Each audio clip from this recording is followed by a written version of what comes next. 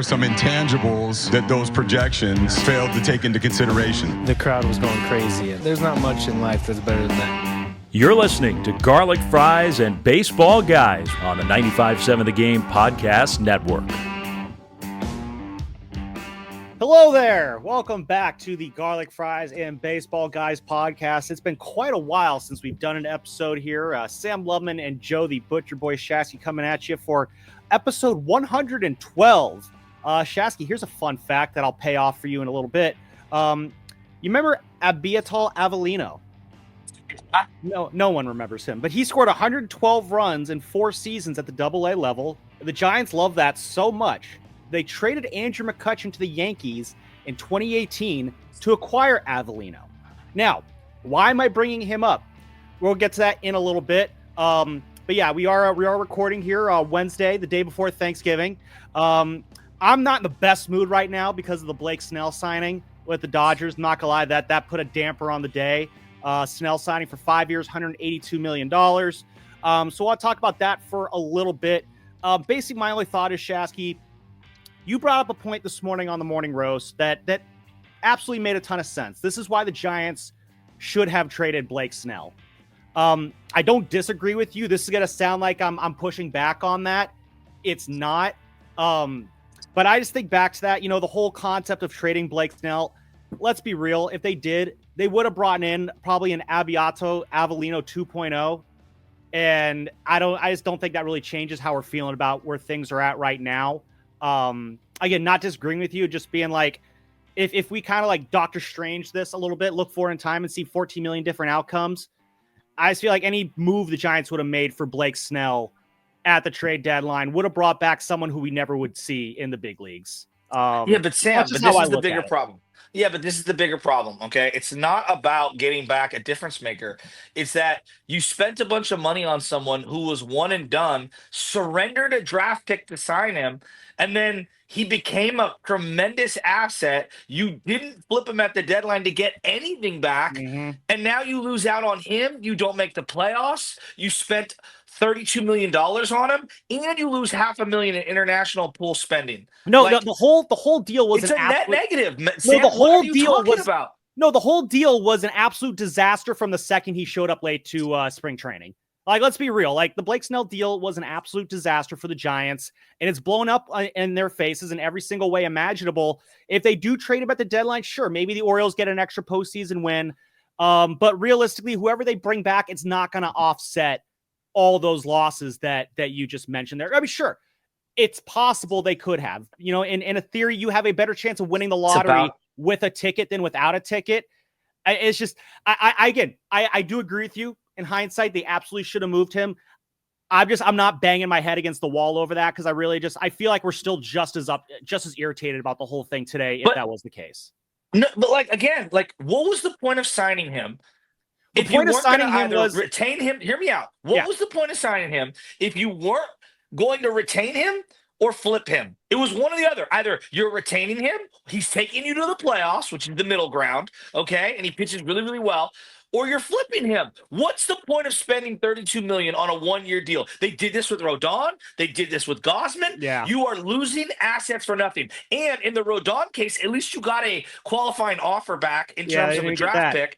And at least Gausman, same thing. In this one, you surrendered a pick. So it cost you $32 million. No, I'm serious. I'm laughing because like I said, it was a disaster from top to bottom with Snell. Like, you asked the question, like, what was the point?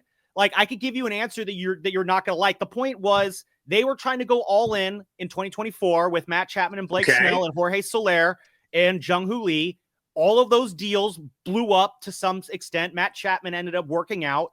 But they failed. But you weren't all in. You traded Soler at the deadline to save money. You weren't all in. Like, that's the problem with the whole regime over the last 5 years. Like, and this one thing is a clear-cut example of asset management and how poorly they ran this team. Absolutely. No, I am agreeing with you. It's just, listen, I think at the deadline, Farhan probably knew that he was on his way out. He definitely knew he was on his way out a month later when that Chapman deal was signed. And he was asked by my guy, Steven Ruderman, do you feel like you have more security here? And Farhan was like, no, I want to keep this about Chapman today. Like, you could tell he knew the writing was on the wall. He knew he was out.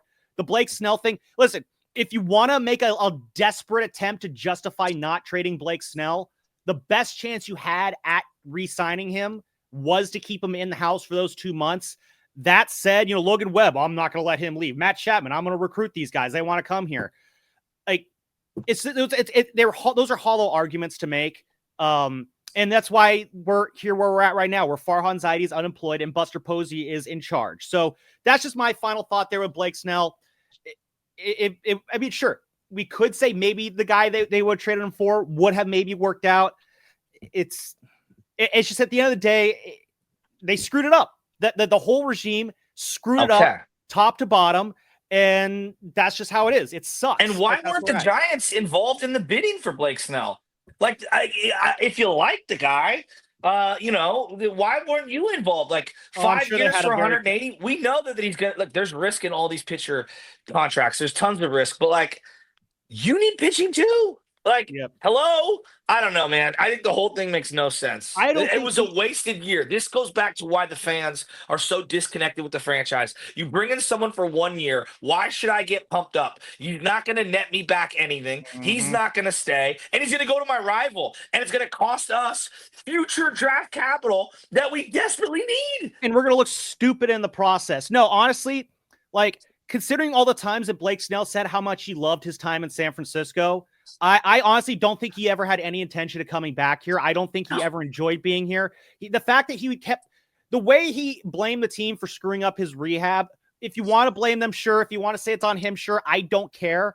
The attitude he had towards it and how irritated he was on how they handled it, that told me, yeah, he's out the door. He doesn't want anything to do with this.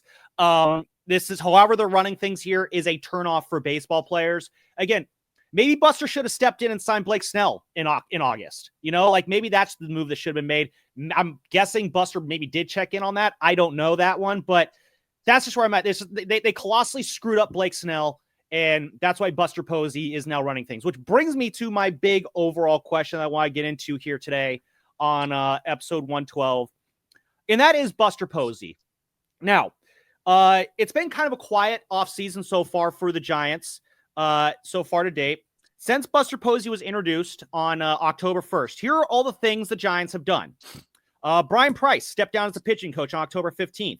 JP Martinez was promoted to pitching coach on the 18th. He was the assistant pitching coach beforehand. October 31st, Zach Maniason promoted to GM after being the VP of Pro Scouting. On the 11th, Blake Snell opted out. That sucked. On November 4th, Justin Veely left for the Rangers. On the 5th, they announced that Marco Luciano is officially moving to the outfield. That was on November 5th. Nothing else happened on that day, I don't think. On November 14th, Posey confirms that Bo Mel will have final say in the lineup. That same day, Randy Wynn was hired as VP of Player Development after being a roving instructor for however many years. And then, of course, the big ones on the 19th, Bobby Evans and Jeff Berry were hired as advisors. From what it sounds like, though, they were already kind of helping Buster out before that hire was made official. 11/22, Mike Yastrzemski finally got his arbitration deal. Yay. Lamonte Jr., Camilo Doval, and Ty Rogers were also tendered on that day. And, Alyssa Nakken has left the Giants for the Guardians. That is all the offseason activity for the Giants so far under Buster Posey. It's been a very quiet start so far for Buster Shasky. What do you make of that? I mean, I think they did need to clean a little house here. Like, it's not like what they were doing was working. And anybody losing their minds over the impact of all of these individuals, I don't even know half the names that you said. Maybe more of the half the names that you said. Like, the proof is in the pudding. Win games, I'll buy in. Don't win games, I won't buy in. It's pretty straightforward. That's what I love about sports. It's a meritocracy. It's very much very simple there. You hear people trying to say, like, oh, they're trying to be tight-lipped about their moves, or, they're actually going to be going after this guy. Ha-Sung Kim, apparently that's the deal that's coming down the pipe. The rumors are swirling about him. I'll be honest. Am I in on Ha-Sung Kim? Am I out on Ha-Sung Kim? I don't know, man. Show up and prove it to me, I guess. It feels like the number one reason they want to get him is because he's friends with Jung-Hoo Lee. Jung-Hoo Lee better be good, because he's on the books for quite some time. And he's basically going in as a rookie 2.0 next year because of how early in the year his shoulder injury happened. He didn't get to go through any of those growing pains. Ha-Sung Kim, he's going to be coming back from a shoulder injury that might keep him from playing shortstop. So I don't know why the impetus for putting him there is. But the big question I have right now for this winter, it's a simple one. What are the expectations for Buster Posey in year one under the running the Giants? Because I remember when Farhan Zaidi took over this team in 2019, there was buzz around this fan base because the Giants were going in a new direction, and there was this potential that new good things could happen here. I remember, when Brian Sabian was first hired as general manager, I was 4 years old at the time, so I don't have the best recollection of it. But one of the first things he did was he made a big move to trade away Matt Williams and bring in a slew of other players in return. He created some buzz there. It's just we're 2 months into this Buster Posey tenure. There's been no big moves, just a bunch of kind of rearranging and shuffling the deck. It doesn't feel like anything new has really been brought in here. To me, it feels like this first year of Buster Posey is going to be just kind of a sit back and see what we got year zero. Yeah, I disagree. I think if they do that, people are going to lose patience real quick. Buster's already under criticism. He's a month into the job. This is how it works. The first order of business is the Luciano, Doval, I don't know, maybe Jung-Hoo Lee if he's not in on Jung-Hoo Lee. Package the guys you don't like. Just get them out of here. Make a move. Get them out of here. And get back somebody who's an everyday player. It doesn't even have to be a great one. Get something back. How good does it feel to know that you have Matt Chapman at third base for the next 5 years? I feel good about it. That said, though, if you told me that the season he just had was better than the next 5 seasons he's had, I wouldn't be shocked by that either. I think his next couple of years are going to be better than the year he just had. All right, I really do. I guess I'm just feeling maybe I'm just feeling very pessimistic about the state of this team right now. I try to be optimistic. Chapman's a stud. I like Chapman a lot. If he's the big crown of the offseason, though, if he's the crown jewel of this offseason, no, he's not. He better not be. But here's what I would say to you: like Lamonte Jr., obviously, Marco Luciano, maybe it's Grant McCrary, maybe it is Jung-Hoo Lee you throw in the package, Doval. You've got pieces that other people want, and you can get something back. And one of your advantages is you do have some money. So absorb some money on a bad contract and bring someone back in here. They need a legitimate player. I mean, I want Lamonte Jr. out of here. I'd bring Paul Goldschmidt in on a 1-year deal and get Bryce Eldridge and Paul Goldschmidt as my first base DH combo next year. That would be a huge upgrade.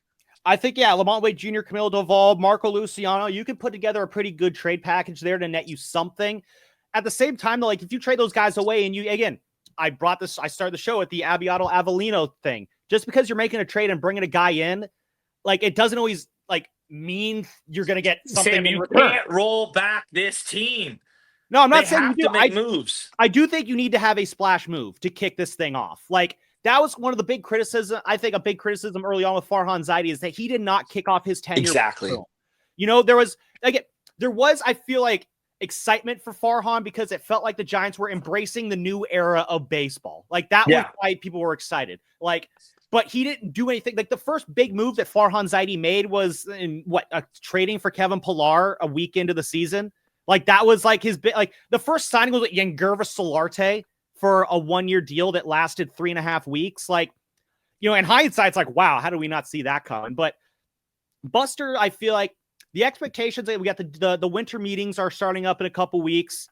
Honestly, if the Giants are coming out of the winter meetings without a significant addition to this roster, and other teams are making significant additions, I'm talking about a Corbin Burns, I'm talking about a Pete Alonso, I'm talking about the big meaty guys at the top of these free agent rankings, then I think you're going into a season where Buster Posey is kind of already going to be behind the 8 ball in terms of just his status on the job. And this is where I think it's going to be very kind of difficult for Buster, is that I honestly think he's being put into a role that he's just not quite ready for yet.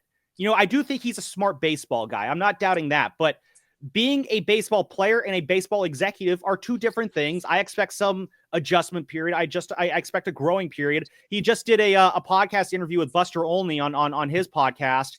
And most of what he's been talking about is just learning the ropes of things. He had Bobby Evans and Jeff Berry in there in those early days, kind of coaching him up on how to handle this business. Like, he is straight up learning on the job here. There's going to be mistakes. There's going to be, some screw ups here and there early on, but you got to take that big jump right off the bat. Otherwise, it's going to be more of the same.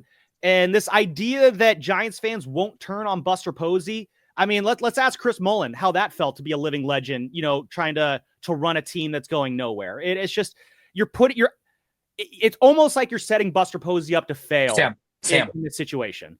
If Farhan was still running things, Matt Chapman would not be a Giant today. Would you agree with me? Yeah, that's fair. Okay. We're already better off. So even if he's learning on the fly, I know it's already better than the prior regime. We can only go up.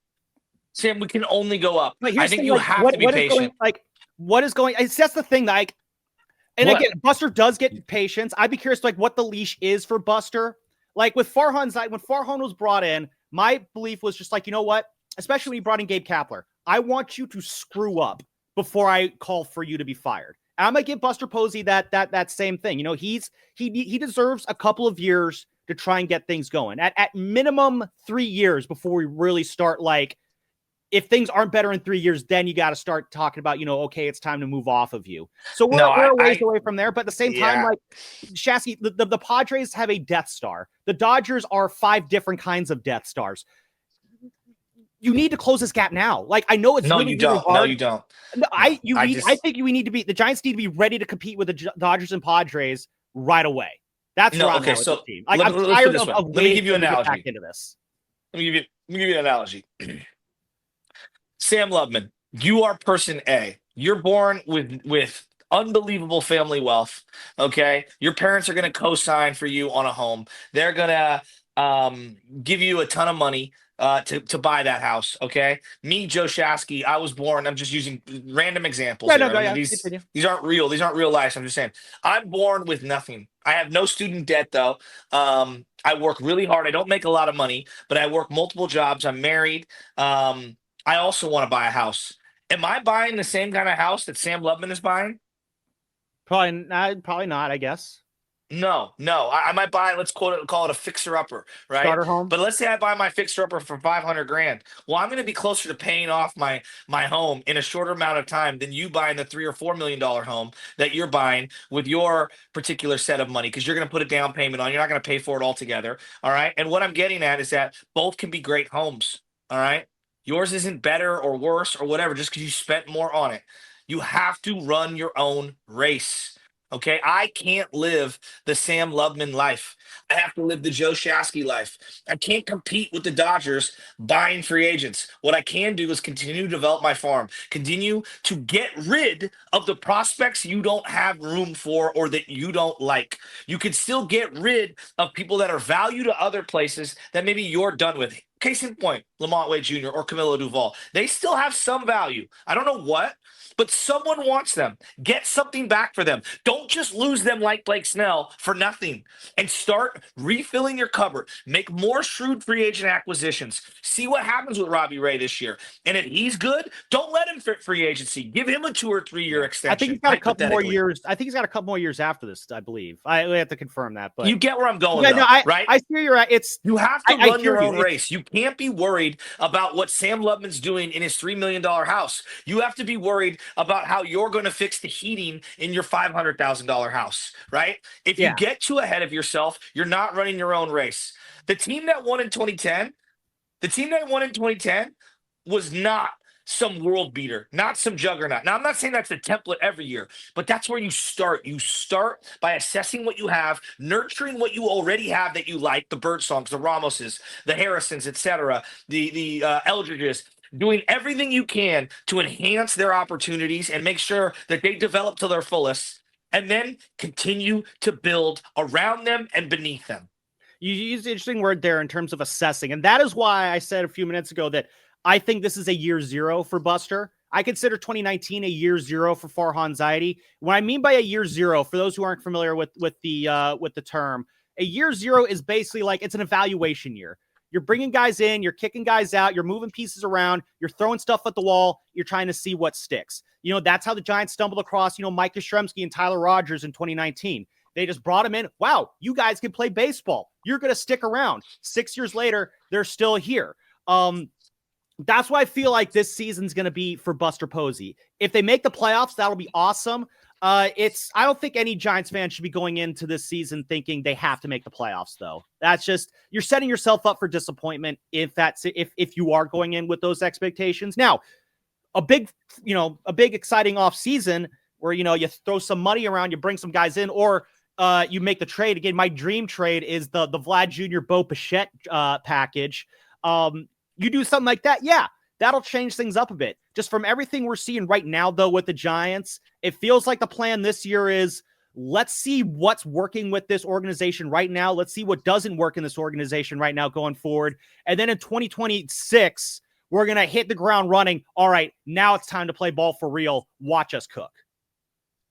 If I told you next year, forget their win-loss records, but they won double-digit games, Birdsong and Harrison, okay? Even if they're like 12-14 or whatever, all right? Which nobody gets that many decisions nowadays, but you get where I'm going. Yeah. And let's say I tell you Ramos has another 20 home run season, okay? Maybe not an all-star, but he's really, really, really good again.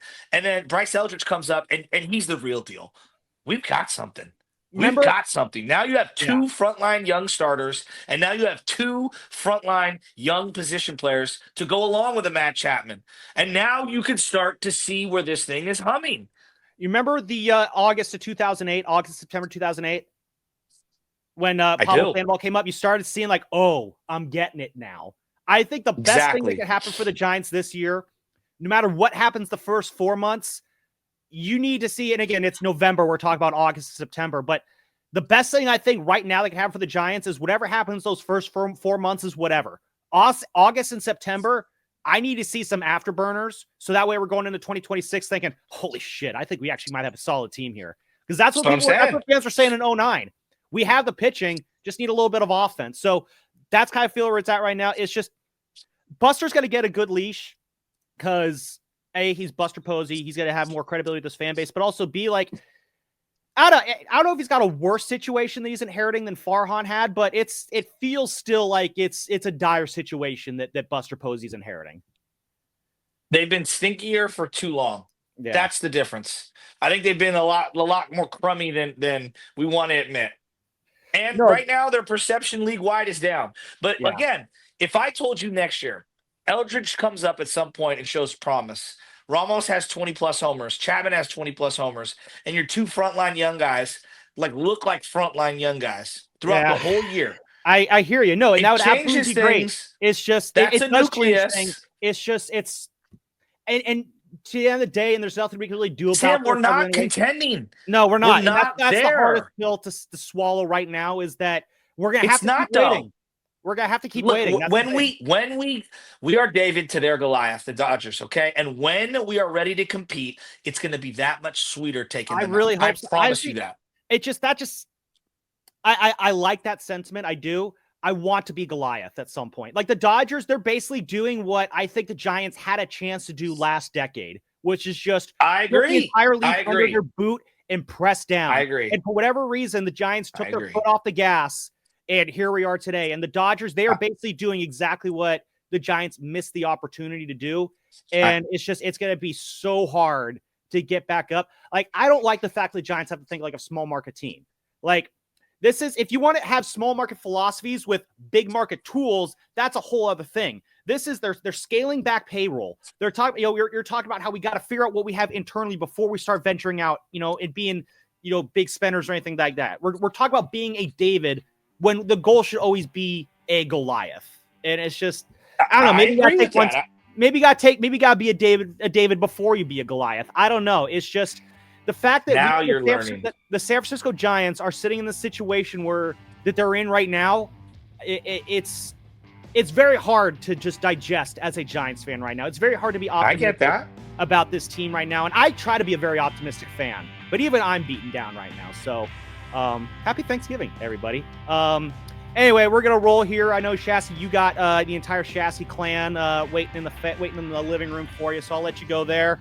This has been episode 112 of the Garlic Fries and Baseball Guys podcast, the Aviato Avellino episode. I know we all been waiting for that one. So love you, Sammy. All right, catch you guys on the next one, everyone. Bye bye.